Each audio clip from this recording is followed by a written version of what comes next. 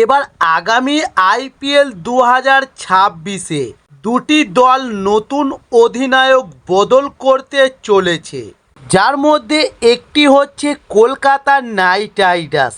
তবে 2026 আইপিএলে কলকাতা দলের নতুন অধিনায়ক কে হতে পারে সেটা জানার আগে আমাদের চ্যানেলে নতুন হলে চ্যানেলটি সাবস্ক্রাইব করে সঙ্গে থাকুন। চলুন শুরু করি।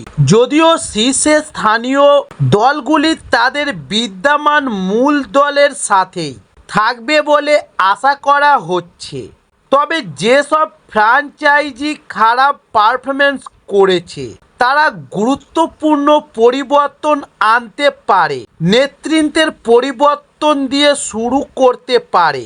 তবে 2025 সালের আইপিএলে রাজস্থান রয়্যালসের হতাশাজনক অভিযান ছিল।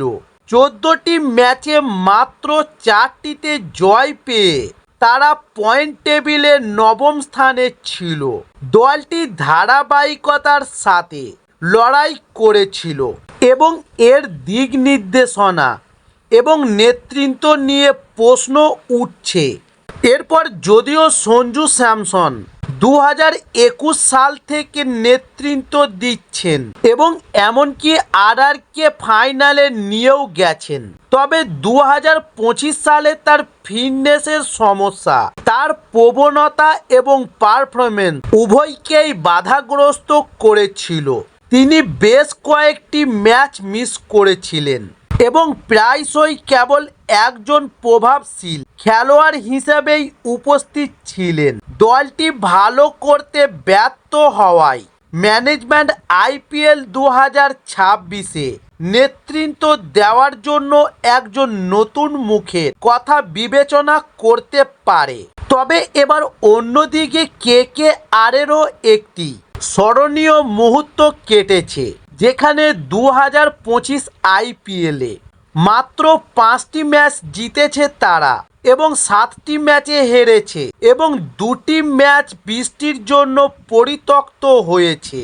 তবে 2025 সালের মেগা নিলাম থেকে একজন দৃঢ় অধিনায়কের অভাবে দলটি মৌসুম শুরুর ঠিক আগে অজিঙ্কে রাহানেকে নিয়োগ করে। তবে রাহানের অভিজ্ঞতা থাকা সত্ত্বেও কেকেআর 2025 আইপিএলে গতি খুঁজে পেতে ব্যর্থ হয়েছে এবং অনেকেই বিশ্বাস করেন যে অধিনায়কতার সিদ্ধান্তটি চাপের মধ্যেই নেওয়া হয়েছিল।